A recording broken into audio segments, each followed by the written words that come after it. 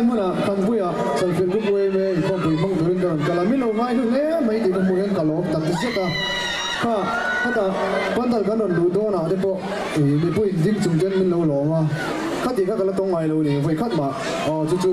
ni ka voi khat na le ko lian nang sima ka tia dinga min lo lom kha phu lo wai ti le ma ya in chuwa tin nu ta kan lom thu kan soi ni ti chuan Lenghermawi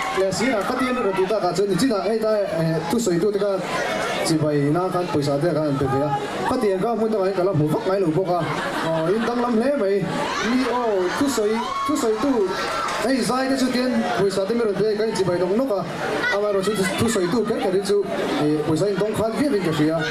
lâu chín chân trong giờ rồi cái kan soi tu boka chuan pakat le chi hey cái giải mà ni cũng ai còn cắn gió nuôi trăng te cái giải về giết trên chú top 10 hậu ni cũng mà ai còn top 10 hồi là cắn team tối té mấy rồi lâu tới lâu hiền là hiểm thế thì té hi giải này hàng sợi rồi đấy phán cái gì hey kan soi kwal de lo ka helai mun a chuan no pang te nu la te kan thanem le maya bik takin chu chu ani na karil ro lo lu ta chu mun thang ka ta chuan YMA Inkhawmpui hi kan ni loi thina zu le sa ni kan ni loi thina mai tin an tu an fa te nu le pa te pi le pu te hian in an kal ti thawak du lo thin mi ka sia chu zaina chun helai mun chu ani ve lo win ka sia kan fel fai tlang viau ni ka nga ya he nu le pa te no pang te kan thanem le me chu anin rui lo a te po kan fi lim khat ni ka sia lo mong ka ti chu kan soi lang ve sam tua a ti to thin te point lo hi thei ula ala ti lo te point lo ti lo ze ula rui lo tel kher lo yen kan ni lim ta kan chen he ri ti ka kan soi de u du ni chu ole lo le la ka kia ga